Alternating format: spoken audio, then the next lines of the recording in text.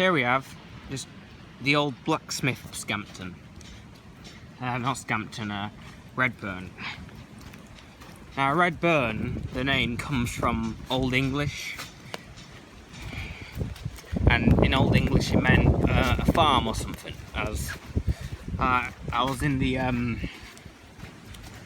coaching in, as I just walked in, I got all muddy, and I looked at a map of Redbourne from the 1800s,